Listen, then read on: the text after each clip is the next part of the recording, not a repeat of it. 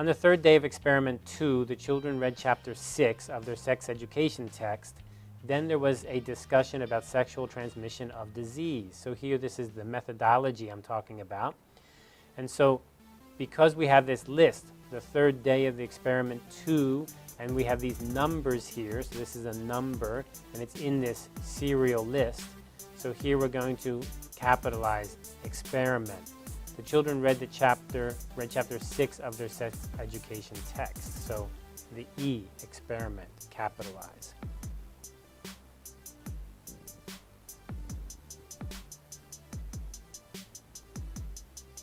As can be seen in Table 9 and Figure 2, clients who were misinformed about sex as children were also more likely to believe in sexual myths as adults.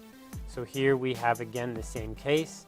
We have a series, but we have the number that's coming in here. So table is capitalized and figure is capitalized. The control groups were counterbalanced across both condition A and condition B. Control groups here has no reason to be capitalized. It is a name, but it's a very standard name. It's not like we gave it a special name like a factor. So we do not capitalize that. However, the condition of the experiment, there's an A and a B, these do get capitalized because it's the name of the experimental condition. The no therapy is capitalized under this idea that it's the name of a control group, a control condition. But remember, the rule we had was it has to be the condition and then followed by the name, and it's part of a series, like condition A, condition B, condition C. Then they get those kinds of capitalization because they're naming those in a series. But in this case, it's not. It's just, we're just talking about one, and it doesn't come in a series, and also this is not a condition with a name after it, rather it's no therapy control condition. So we do not capitalize it because it doesn't meet any of those conditions we just talked about. Sarcastic sentences were remembered better than non-sarcastic sentences. However, there was no sarcasm, X, sex, X, self-esteem, interaction, effect. So here we're using the X to be bi. Sarcasm, by sex, by self-esteem. And so we're looking for this interaction effect. Capitalize the X here, but you don't need to capitalize the X. So the X, the bi, we call that bi, right? We would say bi. That is not capitalized, but the sex, sarcasm, and self-esteem is capitalized because, as we said, you do capitalize when you're putting the names into the formulas like this.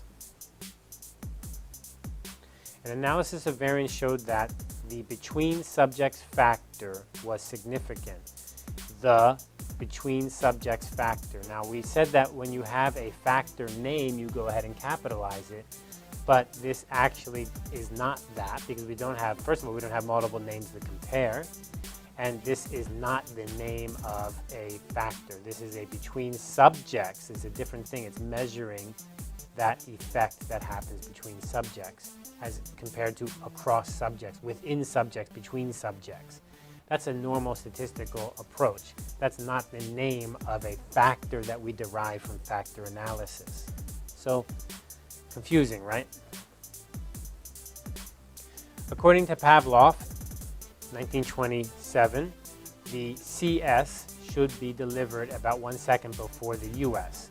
So here the CS means the conditioned, and the US means the unconditioned stimulus. Conditioned stimulus, unconditioned stimulus. This is not explained using the parentheses, right? We're not saying conditioned stimulus CS. We're not going to do that. Why? Because this is common and understood in the field, so you do not need to do that. It's in the dictionary.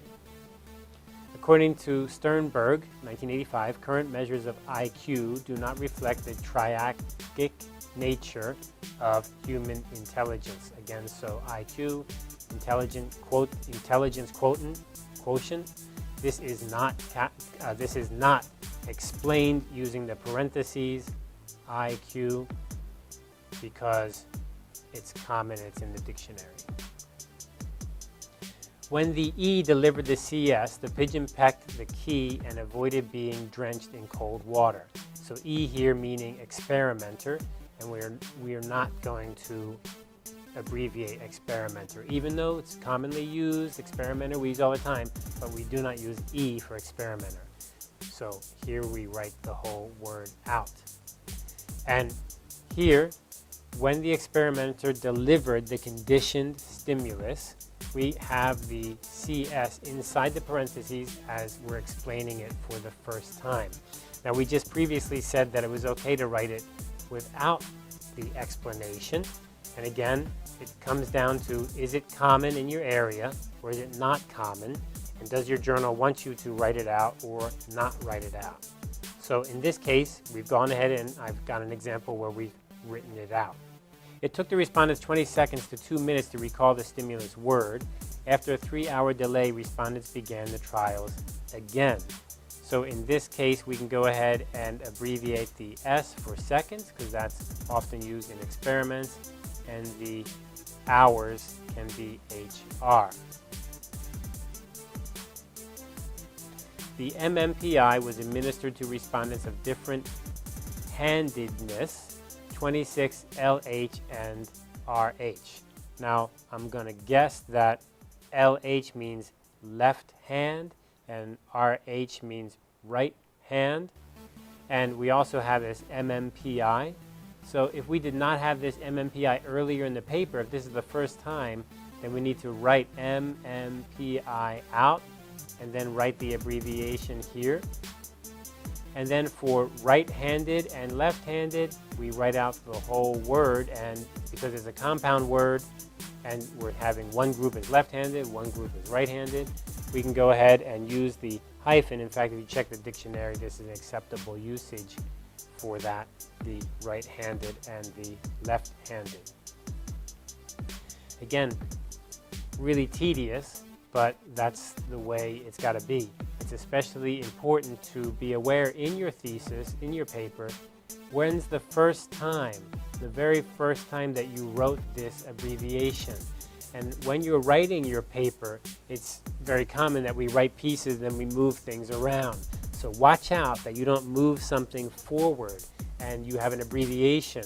And you need to remember, if this is the first time, then I need to now write that out. And I need to cut out if I moved it later and just use the abbreviation. So something to pay attention to. 3 kinds of odor tests were presented to college students: odor recognition, odor discrimination, and odor matching. Tests were administered in either the OD, OR, OM, or OM, OD sequences, or sequence. Okay, so if we look at the problem here, we have this odor discrimination, odor recognition. So what we can do is we can go ahead and put the odor recognition into an abbreviation if this is the first time. If this is not the first time, then here, odor recognition, we should not be using the whole word, we should be using OR, right? If this is the first time, then we need to write it out and then give it an abbreviation. And then after that, we can just use the abbreviation as we did there. So the problem here is, this is confusing. This example has written the whole word, but then here uses the abbreviation. How strange. You have to introduce the abbreviation at least once, and then you can use the abbreviation. Low doses of LSD seem to have no effect on the ESP of pygmy chimpanzees. LSD and ESP you can find in the dictionary. They're common abbreviations. Therefore, we do not need to explain. Pounds of weight loss was recorded as the dependent variable, and hours spent with the phobic object was the independent variable. And here we have this problem that I love to point out. This is really a biggie, is the beginning of a sentence. At the beginning of a sentence, do not use abbreviation. So let me repeat this. At the beginning of a sentence, do not use abbreviation. No, never. It is totally wrong. People love to do it. It's easy to do, especially when you're editing, you move things around. Do not do it. So here we're going to spell out the word pounds and not. Okay, that's all for our exercises, our examples there. So again, a lot of technical detail.